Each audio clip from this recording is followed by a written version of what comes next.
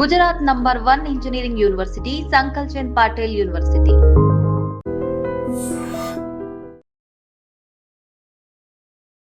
Hi guys, welcome to I dream. నేను మీ Chanakya. Guys, Arunachalam Arunachalam Arunachalam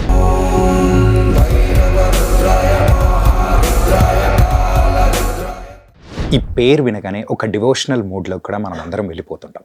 ఎందుకంటే recent టైమ్స్లో మనము యూట్యూబ్లో చూస్తున్న వీడియోస్ కానీ, మన చుట్టుపక్కల ఉన్న ఫ్రెండ్స్, ఫ్యామిలీ మెంబర్స్ వాళ్ళందరూ కూడా అరుణాచలానికి ఒక్కసారైనా వెళ్ళాలి, అక్కడికి వెళ్ళి ఈశ్వరుని దర్శించుకొని రావాలి అని చెప్పేసి అంటూ ఉంటారు. కానీ ఇదంతా ఎక్కడ స్టార్ట్ అయింది అంటే, దాంతోపాటు కూడా ఈ మధ్య కాలంలో అరుణాచలంకి వెళ్తూ ఉన్న తెలుగు వాళ్ళ గురించి అయినా కానీ, అండ్ అక్కడ మరి తెలుగు వాళ్ళు ఎక్కువైపోతూ ఉండడంతో తమిళ్ వాళ్ళు కూడా కొన్ని కంప్లైంట్ అనేది కూడా రైజ్ చేస్తున్నారు. అండ్ రీసెంట్గా ఎక్స్లో కూడా ఒక హ్యాష్ ట్యాగ్ అనేది కూడా ఫేమస్ అవుతూ వస్తుంది. అదే సేవ్ తిరువన్నామలై.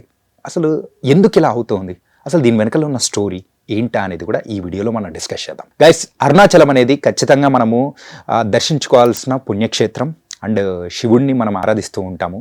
ప్రత్యేకంగా మన తెలుగు వాళ్ళైతే ఖచ్చితంగా ఆధ్యాత్మిక ప్రాంతాలు అయితే ఖచ్చితంగా ఒక్కసారైనా విజిట్ చేస్తూ ఉంటారు. కరోనా తర్వాత మనము కేవలం ఒకే ఒక్క పర్సన్ ఆయన ప్రవచనాల ద్వారా కంప్లీట్గా ఏంటంటే ఈ అరుణాచలం యొక్క ఫేట్ని కూడా కంప్లీట్గా చేంజ్ చేశారు, ఆ ప్రాస్పెక్టివ్ని కూడా చేంజ్ చేశారు అని చెప్పడంలో అతిశయోక్తి మాత్రం కానే కాదు. ఆయన ఎవరో కాదు, చాగంటి కోటేశ్వరరావు గారు. చాగంటి కోటేశ్వరరావు గారి ప్రవచనాలు ఏదైతే ఉన్నాయో, ఆయన ప్రవచనాల్లో చెప్పే టైంలో అరుణాచలం గురించి, అరుణాచలం యొక్క విశిష్టత గురించి చెప్తున్నప్పుడు, మన జీవితంలో ఒక్కసారైనా దర్శించుకోవాల్సిన పుణ్యక్షేత్రం ఏదైనా ఉంది అంటే అది అరుణాచలం అని ఆయన చెప్పాడు. అండ్ అలాగే మనకు పురాణాల్లో రాసినట్టు అరుణాచలం దర్శనానికి ముందు తర్వాత ఆ జీవుడి యొక్క ఇది రాస్తారు అని చెప్పేసి అని కూడా ఆయన ప్రత్యేకంగా ప్రాముఖ్యంగా చెప్పిన ఆ ఒక్క లైన్ మెయిన్గా యూట్యూబ్ షార్ట్స్లలో కూడా చాలా వరకు వైరల్ అయిపోయింది. అది చూసి ఎంతోమంది అరుణాచలంకి వెళ్ళడం అనేది కూడా మొదలుపెట్టారు.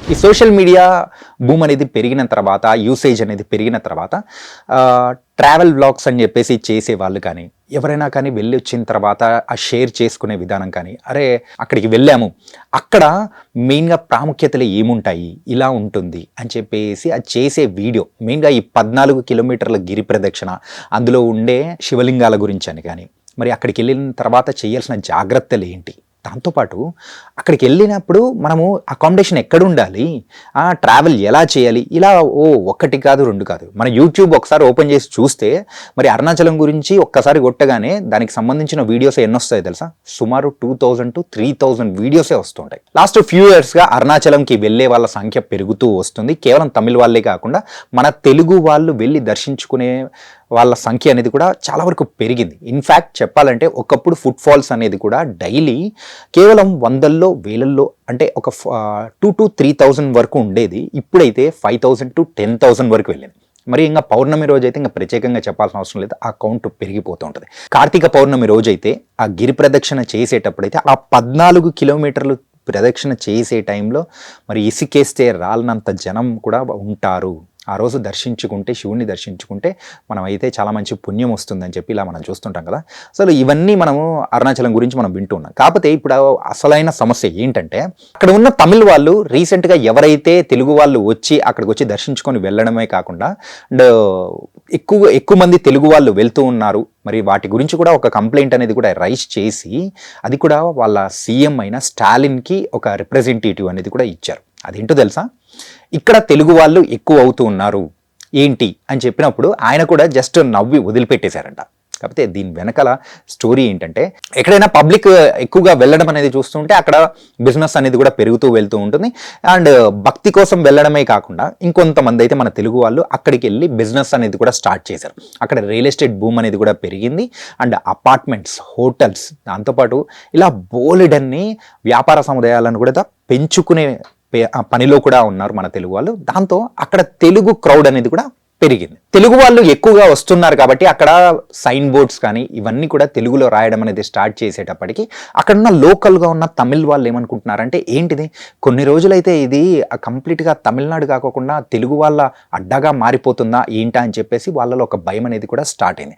అందుకోసమే అక్కడున్న లోకల్ పీపుల్ అందరూ కూడా ఒక రిప్రజెంటేటివ్గా తీసుకొని అక్కడ సీఎంకి మరి వాళ్ళైతే వినతి పత్రం అనేది కూడా ఇచ్చారు. అండ్ దాని తర్వాత ఎక్స్ వేదికగా కూడా వాళ్ళైతే హ్యాష్ట్యాగ్ సేవ్ తిరువన్నామలై అని చెప్పేసి కూడా మొదలు పెట్టేశారు. పుణ్యక్షేత్రం కాబట్టి అక్కడ ఉన్న కొన్ని వేరు కులాలకు సంబంధించిన ట్రస్ట్ భవనాలు ఏర్పాటు అయిన తర్వాత మరి ఇక్కడి నుంచి ఎవరైతే వెళ్తూ ఉంటారో ఎలాంటి ఇబ్బంది పడకుండా ఉండడం కోసం చాలా వరకు సముదాయాలు అనేది కూడా మరి సదుపాయాలు అందించడం కోసం కూడా ఇలాంటివన్నీ కూడా వెలుస్తూ ఉన్నాయి.